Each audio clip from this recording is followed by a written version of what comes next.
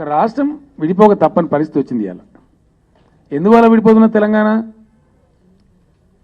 60 సంవత్సరాల నుంచి కన్సిస్టెంట్గా మాకు అన్యాయం జరుగుతున్న మొర్ర ఉంటే దాన్ని సవరించబడలేదు, వాటి మీద శ్రద్ధ తీసుకోలేదు, ఏ పరిపాలకుడు ఆలోచించలేదు. కల్వకుర్తి పెండింగ్ ఉన్నది 40 ఏళ్ళ నుంచి. మీ అందరి సాక్షి ఇలా 40 ఏళ్ళ నుంచి ఎస్ఎల్బీసీ పెండింగ్ ఉన్నది. మీ అందరికి తెలిసి ఇలా బీమా ప్రాజెక్ట్ నిర్ణయిలుగుతూ ఉన్నది.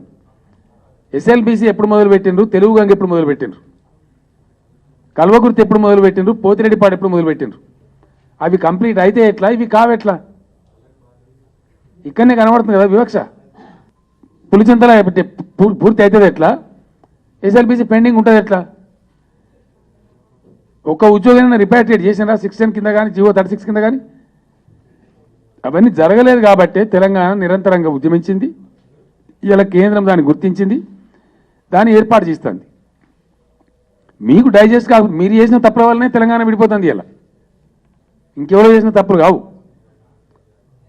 వలస ఆంధ్ర పాలకులు చేసినటువంటి పొరపాట్ల వల్లనే ఇలా తెలంగాణ విడిపోక తప్పనటువంటి పరిస్థితులు వచ్చినాయి. అందుకే కేంద్ర ప్రభుత్వం ముందుకు వచ్చి ఇలా దాన్ని విడదీస్తూ ఉన్నది. దాన్ని మీరు సూర్యభావంతో అంగీకరించాలి, లేకపోతే రేపు మీరే నష్టపోతారు, మీరే కష్టాల పాలవుతారు.